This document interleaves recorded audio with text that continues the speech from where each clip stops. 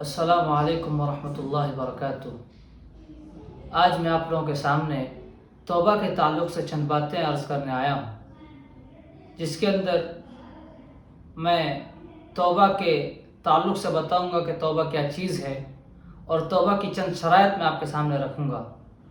تو چلیے ویڈیو شروع کرتے ہیں۔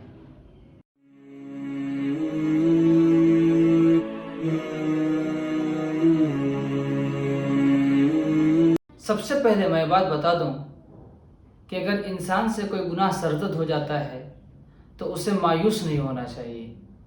اسے اللہ سے یہ امید رکھنی چاہیے کہ اللہ تبارک و تعالیٰ اس کے گناہ کو معاف کرنے والا ہے، وہ ضرور معاف کرے گا۔ اور اللہ نے قرآن میں فرمایا ہے کہ اے میرے بندو، تم میری رحمت سے مایوس نہ ہو۔ اللہ نے فرمایا ان اللہ یغفر الذنوب جميعا، اللہ تعالیٰ تمہارے تمام گناہوں کو معاف کرے گا، بس تمہیں چاہیے کہ تم خلوص کے ساتھ اللہ سے معافی مانگو۔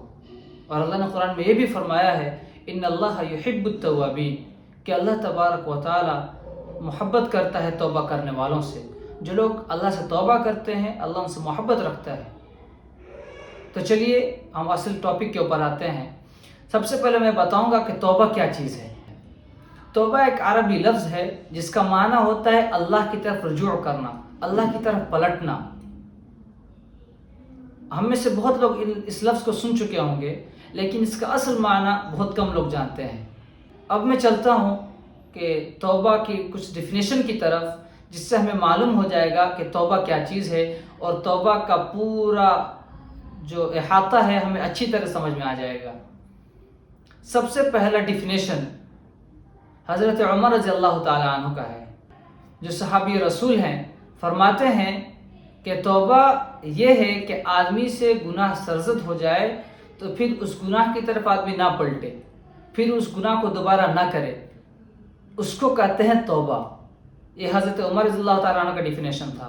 دوسرا ڈیفینیشن جو ہے وہ حسن بصری کا ہے۔ وہ فرماتے ہیں کہ وہ گناہ کو ناپسند کرے اور اللہ سے معافی مانگتا رہے، اس کو کہتے ہیں توبہ۔ تیسرا جو ڈیفینیشن ہے وہ حضرت قتادہ رضی اللہ تعالیٰ عنہ کا ہے۔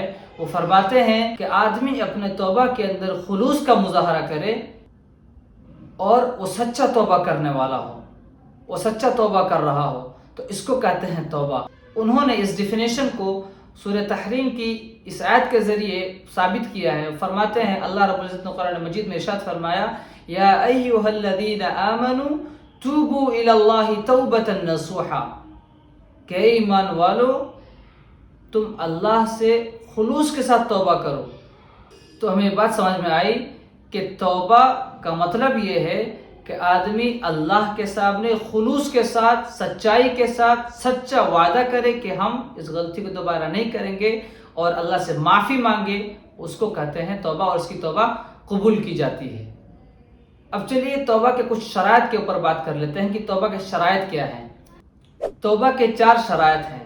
سب سے پہلا یہ ہے کہ آدمی اپنے گناہ کو قبول کرے، ایکسیپٹ کرے کہ ہاں مجھ سے غلطی ہوئی ہے، میں نے اس غلطی کو کیا ہے، میں اس کا گنہگار ہوں۔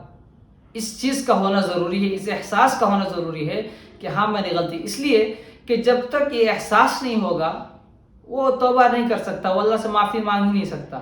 تو گناہ کا قبول کرنا سب سے پہلی شرط ہے۔ دوسری شرط کیا ہے کہ اس پہ شرمندہ ہو، کہ آدمی اس بات پہ شرمندہ ہو کہ مجھ سے غلطی ہو گئی، تو یہ دوسری شرط ہے کہ آدمی شرمندہ ہو رہا ہے۔ تیسری شرط کیا ہے کہ وہ اللہ سے اس بات کا وعدہ کرے کہ پھر وہ دوبارہ اس غلطی کو انجام نہیں دے گا، وہ دوبارہ غلطی نہیں دہرائے گا۔ یہ تیسری شرط۔ چوتھی شرط کیا ہے؟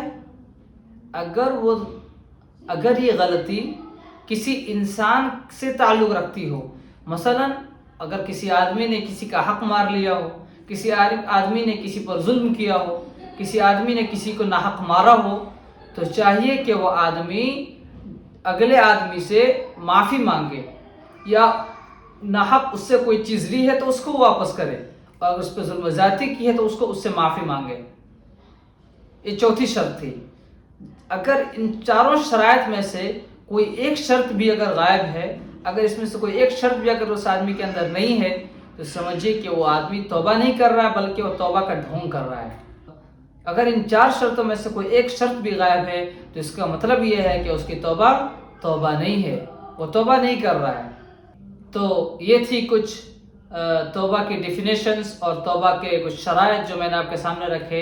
اللہ تبارک و تعالیٰ سے دعا ہے کہ اللہ تبارک و تعالیٰ ہم سب کو بااخلاق انسان بنائے، گناہوں سے پرہیز کرنے کی توفیق عطا فرمائے، ہم سب کو گناہوں سے بچائے، شیطان کے وسوسے سے بچائے، شیطان کی حسد سے بچائے، شیطان کی شر سے بچائے، اور اللہ تبارک و تعالیٰ ہم سب کو اپنے رسول صلی اللہ علیہ وسلم کے طریقے پر چلنے کی توفیق عطا فرمائے۔ آمین۔ السلام علیکم ورحمۃ اللہ وبرکاتہ۔